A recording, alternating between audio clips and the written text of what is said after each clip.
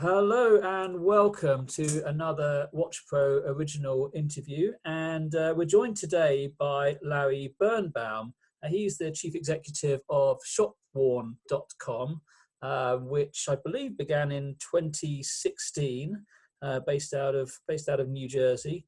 And it's a secondary market platform specializing in brand new watches, but ex-display watches. So part of the secondary market for watches. And yeah, so it gives me great pleasure to introduce Mr. Birnbaum now. Good afternoon. Good morning for you, I guess. Good afternoon to you, and thank you so much for having me. So tell me a little bit about Shopworn. Maybe start with a bit of your background. I know I was researching earlier, and it says that you've got a history in luxury goods. Tell me about that and what you brought. I do.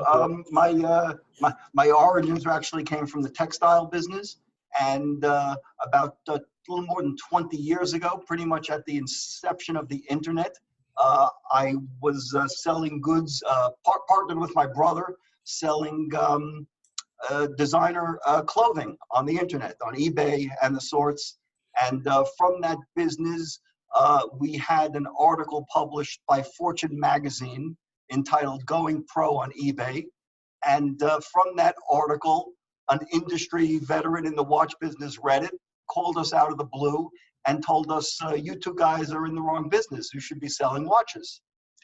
And took us about 30 days, and we closed down our clothing business and started selling watches. And here we are 20 years later. Wow, so that's amazing. A very interesting story. Okay, so the business model in some ways hasn't changed. It's, you sound like you're a secondary market specialist for many decades, but Shopworn.com itself is quite new. Shopworn is new, and we, about 5 years ago, we saw that there was a void in the space. People were selling new, people were selling pre-owned, but no one was selling store display. And we felt that that would be a big asset to the industry, help protect the brands. We're not selling their product as new. We're not issuing a product with the brand warranty. We give our own warranty. And we really felt there was a void in the market, and we are there to fill that void, and it's the only thing we do. We only sell Shopworn store display items. Okay, and how's it been going since for the last 5 years? Things have been going great. We experience 30% growth year over year, and we're continuing to do that in 2020 so far. We've had a strong April, and a little weakness. We saw a little weakness in February and March due to the pandemic, obviously. April has been a good month, and we have great hopes for the future. Okay, we might circle back around to the sort of current crisis. It'd be hard not to hard not to mention it at some stage. But what are people going to find on your site? I had a quick browse there, and there's some pretty cool watches. Yeah, well, we sell. We not only sell watches, we sell watches and jewelry and other luxury accessories. We don't compete with the brick and mortar retailer. We're not selling this year's styles. We're selling styles that the brands or the retailers didn't get rid of from their stores, from their boutiques in the previous years. Nothing has ever been sold to a consumer, so it's all slightly handled, gently handled in the store, tried on by a customer and put back in the showcase. And our customers really understand what they're getting. They know it's not new, but it's also not pre-owned. No one's ever owned it before, and they are the first owner, which is a big asset. Yeah, and I guess the industry, which can certainly rail against grey market, black market, you name it. It's not it's not a part of the industry that the Swiss watchmakers are overexcited about. But this sounds like something where you're kind of operating along the grain with them. Absolutely. We feel that we have a role in the marketplace. We don't want to work against them. We want to work with them. We have a role to play in helping them, and especially in this time, helping them move unsold inventory that hasn't been moved, that just been in their display. Although there are a number of brands, a huge number of the high-end brands that object to any third-party marketplaces or vendors selling their watches. So I guess there are limits to what you can achieve. There are limits. We try. We continue to have conversations. Like I said, we work with many retailers, and if they've given up that brand for some reason, or the brand was taken away from them, certainly we buy that inventory as well.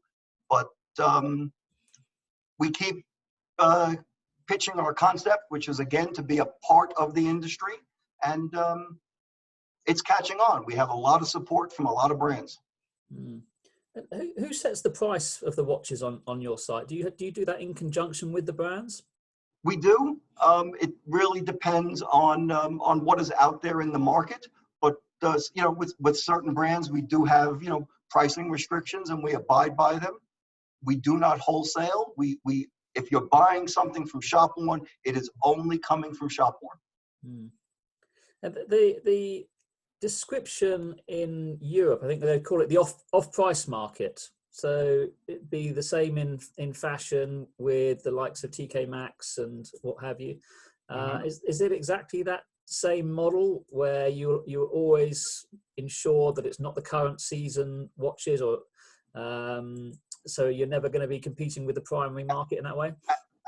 Absolutely, and we don't want to. We like the retailer. We encourage if someone is just entering the market and can't buy the newest style, it's an entry point for them to get into the collecting of watches.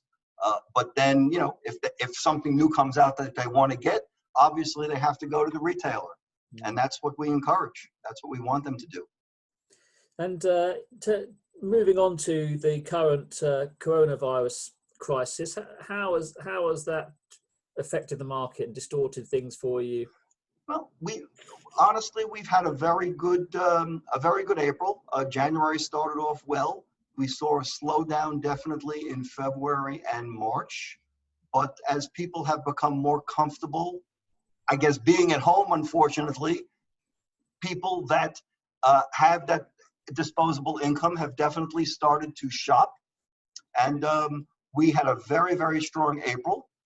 Certainly more so to parts of the United States where it was not the center of the pandemic. Places like New York and California have been a little bit more slow. And we've seen things open up abroad as well, in China, in Singapore, and even in Europe in the past couple of weeks. Wow. Have you seen more stock come on the market? Do you expect to see more stock, more closeouts? Haven't seen it yet, and I wouldn't necessarily term them closeouts. I do expect that there will be more goods when retailers start to open up.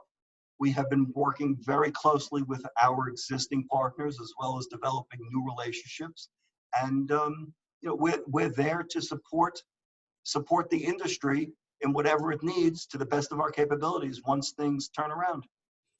So if you've got retailers in the United States at the moment, they did their buying in January and February, little knowing what was the tsunami that was about to come over them, and now they're being asked to buy new stock from the brands that launched it in the last few weeks. I mean, absolutely. How does that work? Where do you fit in to help them? Well, we certainly have the retailers that we currently work with, where they know that we are there to take whatever existing stock they want to move. We will take if the pricing makes sense for both parties.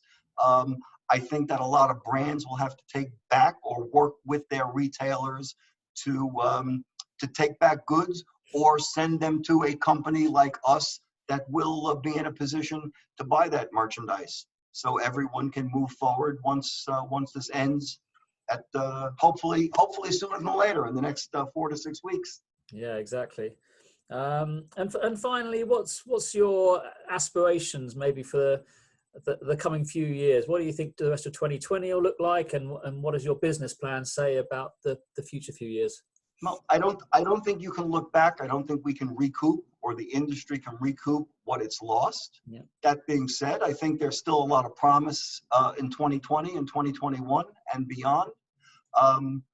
We hope to continue to grow at least 30% or more.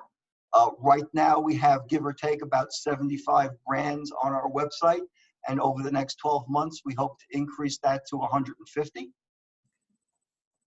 And, people will get back to shopping. Foot traffic will increase. And we have a lot of hopes. And I think we all will recover, and we're all in this together. I know it's a cliche and lots of people have said it, but it's the only way that the world will come out of this, is if we all work together as a partnership.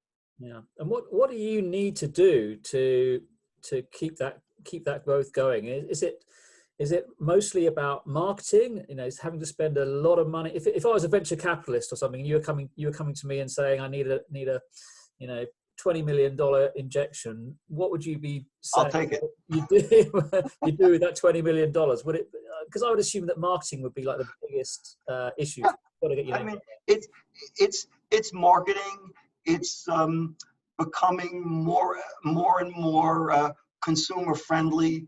Within the next 30 to 60 days, we hope to be launching a weekly segment on YouTube, introducing new products we receive, trying to give that full store experience to the consumer to the best of our abilities. Okay, great. Well, let me know if there's anything I can do to help you as it goes along. Best of luck with the next few weeks, and hopefully by the time we get to the holiday season, I'll be over seeing you in person again. That would be great. It would be wonderful, and I hope travel opens up and we can all get together soon. Yeah, I look forward to that. Thanks very much, Larry. Great. Thank you, Rob.